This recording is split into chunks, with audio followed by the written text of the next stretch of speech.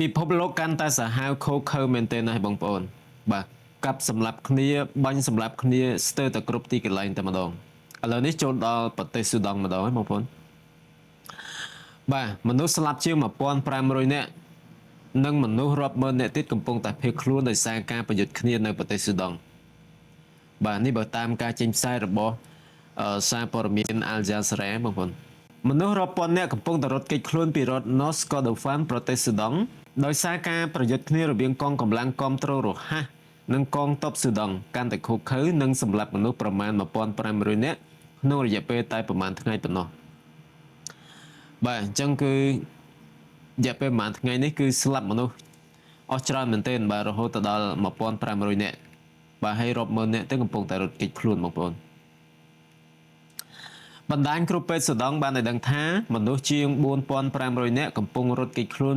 ចេញពីទីក្រុងបារ៉ានៅក្នុងរដ្ឋ North Kordofan បន្ទាប់ពី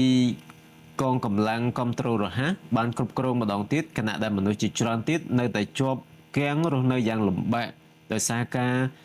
គ្មានអាហារទឹកនិងទីជម្រកកងកម្លាំង RSF ត្រូវបានចោទប្រកាន់ពីបទសម្លាប់ជនស៊ីវិលជាច្រើននាក់និងដុតបំផ្លាញភូមិនានានៅទីក្រុង El Fasher រដ្ឋ Darfur កងកម្លាំង RSF បានសម្លាប់មនុស្សជាង1500នាក់និងវាយប្រហារមន្ទីរពេទ្យនិងផ្ទះសម្បែងប្រជាជនស៊ីវិលអង្គការសហប្រជាជាតិនិយាយថាស្ថានភាពនៅក្នុងប្រទេសស៊ូដង់គឺអាក្រក់ខ្លាំងណាស់ដោយមនុស្សជាង62000នាក់ត្រូវបានបង្ខំចិត្តចាក់ចេញពីផ្ទះរបស់ពួកគេនៅក្នុងពេលថ្មីៗនេះគូបញ្ជាក់ដែរថាចាប់តាំងពីសង្គ្រាមនេះបានចាប់ផ្ដើមនៅឆ្នាំ2023កងកម្លាំងគាំទ្ររហ័សនិងកងទ័ពស៊ូដង់បានសម្លាប់មនុស្សរាប់ម៉ឺននាក់និងបង្ខំមនុស្សប្រហែល12លាននាក់ដែលស្មើនឹង1/4នៃប្រជាជនទាំងអស់ឲ្យភៀសខ្លួនចេញពីផ្ទះអ្នកជំនាញប្រមានថាប្រសិនបើអំពើហិង្សានៅតែបន្តតំបន់ជាច្រើនទៀតដូចជារដ្ឋ North Kordofan អាចប្រឈមនឹងការបំផ្លិចបំផ្លាញដូចគ្នានឹងរដ្ឋ Darfur ដែរនេះគឺជាព័ត៌មាននៅក្នុងប្រទេសស៊ូដង់បាទចឹងមនុស្សជាច្រើនបាទកំពុងតែបាញ់សម្លាប់គ្នាបងប្អូនបាទនៅប្រទេសស៊ូដង់បាទបងប្អូនមើលតាមវីដេអូនៅខាងក្រោមនេះទៅគឺបាទអូសាហាវមែនទែនបាទបាញ់គ្នាបាទសម្លាប់គ្នាពេញទីក្រុងតែម្ដងបាទ